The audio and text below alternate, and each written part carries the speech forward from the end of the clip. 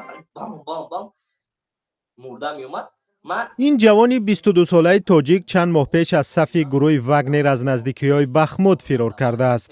به قول او از 200 مهاجری که با زور به جنگ ضد اوکراین جلب شده بودند تنها او زنده مانده است. او که به خاطر امنیتش خواست چهره و نامش را آشکار نکنیم گفت ماه نوامبر سال گذشته همراه با مهاجران تاجیک و قرغیز و ازبک به خندقکنی به شهر کلینوفکای لوهانسک جلب شدند. رادیو آزادی در شرایط جنگ درستی ادعای او را تصدیق کردن نمیتواند. قسمتی از لوهانسک هنوز سال 2014 از جانب روسیه غصب شده است ولی برای غصب منطقه‌های دیگری آن هنوز جنگ جریان دارد. کلینوفکا میگن ما همونجا جای خوبمون بود. جای خوبمون همونجا بود. بعداً ما لوگانسک بعد درونتر میرفتیم. اونجا طرفی زاپاروژی میگن اگر فهمیده باشین طرفی زاپاروژی اوس میرفتیم. ما در اوس خندق را اکسکاواتور ماشین چیز میکنده. ما فقط همون تختا را راست میکردیم، پولش میزدیم، مقصد کریشش محکم میکردیم، از دو طرف اوکریپلینی میکردیم. جوانی تاجیک نقل کرد که پس از یک ماه کار در لوهانسک گروه واگنر به مکان خواب آنها آمد و با وعده ساختن سدهای آهنی ضد تانکی آنها را به نزدیکی بخمود بردند. این حادثه ماه دکبر سال 2022 اتفاق افتاده است که آن زمان گروه زرخریدان برای تصرف بخمود تلاش می‌کردند. جوانی تاجیک نقل کرد که در نزدیکی بخمود با تهدید و زور به آنها سلاح دادند. ما فهمیدیم که اگر ما اونجا بزرگیم همارا میکشم. ما گفتیم اونجا بزرگیم همارا میکشم. دیگه لزوم بود. مردم هم کسا روز جا گرفتیم و یک پلیگون بردم. در اون پلیگون چیز ما را نشان دادن. در اون بین 3 روز ما را تیار کردن. در اون بین 3 روز مهاجری تاجیک گفت از میان 200 نفر از جمله 40 تاجیک تنها نفری بود که شدیداً رفتن به جنگ را رد کرد.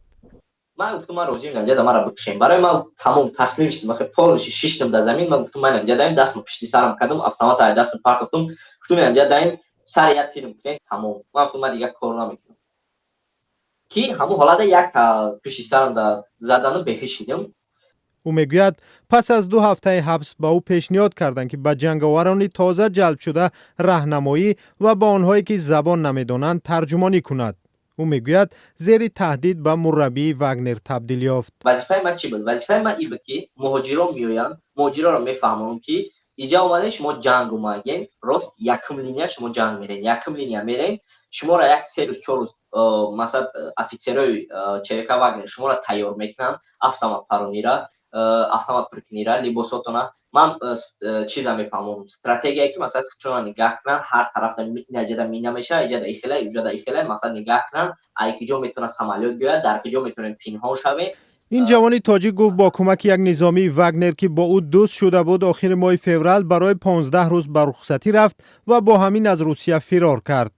او حالا در بیرون از روسیه است و از بازگشت به تاجیکستان نیز میترسد.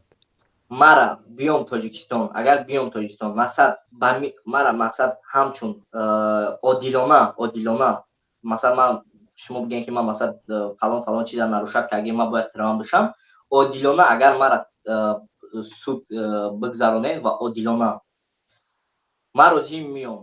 تاجیکستان شرکت در جنگ‌های خارجی را جنایت می‌داند و بارها از شهروندانش دعوت کرد که به منطقه‌های جنگ زده سفر نکنند. وزیر کارهای داخلی تاجیکستان تصدیق کرد که روسیه 100 محبوس تاجیک را به جنگ جلب کرده است.